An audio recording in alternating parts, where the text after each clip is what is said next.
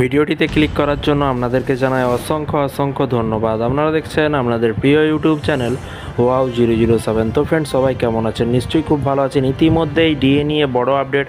ভোটে জিতেই কিন্তু সরকারি কর্মচারীদের বড় উপহার। এবার কিন্তু মিলবে কয়েক লক্ষেরও কিন্তু সুবিধা।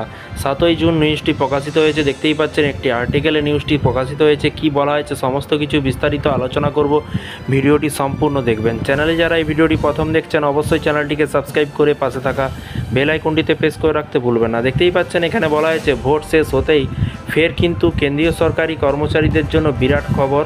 চলতি বছর কিন্তু একের পর এক সুখবর পেয়েছেন কেন্দ্রীয় সরকারি কর্মচারীরা। এবার তাতে যোগ হলো আরও নতুন উপহার। লোকসভা ভোটের কিছুদিন আগেই কিন্তু সরকারি কর্মচারীদের মহার্ঘ ভাতা অর্থাৎ ডিএ বৃদ্ধি করছে কেন্দ্র সরকার।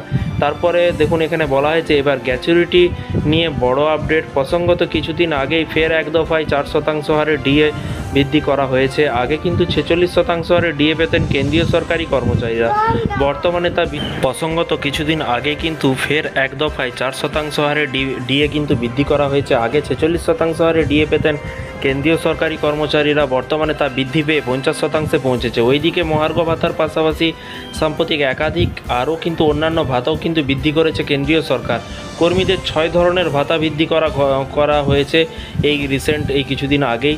জানিয়ে রাখি কেন্দ্রীয় সরকার তার কর্মচারীদের গ্র্যাচুইটির সীমা দেখুন বলা হয়েছে গ্র্যাচুইটির সীমা বাড়ানোর সিদ্ধান্ত নিয়েছে। 25% অবসরকালীন গ্র্যাচুইটি এবং ডেথ গ্র্যাচুইটি বৃদ্ধি করল কেন্দ্রীয় সরকার। আগে গ্র্যাচুইটির সীমা ছিল 20 লক্ষ টাকা, এবার থেকে এক ধাক্কায় তা বেড়ে হলো 25 লক্ষ টাকা। 1 জানুয়ারি 2024 থেকে এই নতুন নিয়ম কার্যকর হবে। যদিও এর আগে এপ্রিল মাসে বিজ্ঞপ্তি জারি করে জানানো হয় সরকারি কর্মচারীদের ডিএ মূল বেতনে 50% পর্যন্ত বৃদ্ধি পাওয়ার। রিটায়ারমেন্ট গ্র্যাচুইটি এবং ডেথ গ্র্যাচুইটির সর্বোচ্চ সীমা 25% পর্যন্ত বৃদ্ধি পেয়েছে। যদিও গত 7ই মে কিন্তু আবার একটি বিজ্ঞপ্তি জারি করে কেন্দ্র জানায় গ্র্যাচুইটির সীমা বৃদ্ধির সিদ্ধান্ত আপাতত স্থগিত রাখা হয়েছে।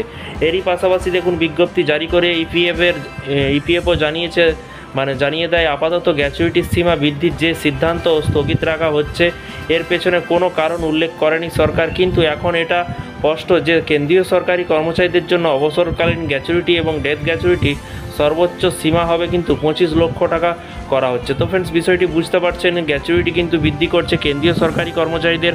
আর রাজ্য সরকারি কর্মচারীদের সমস্ত কিছু আপডেট পেতে চ্যানেলটিকে সাবস্ক্রাইব করে রাখুন। যখনই এই তো ভোট শেষ হলো, এবার সংগ্রামী যৌথ মঞ্চ লাগাতার আন্দোলন ধর্মঘট শুরু হতে চলেছে এবং বিভিন্ন রকম ডিএ বেতন বৃদ্ধির আপডেট আপনারা পাবেন।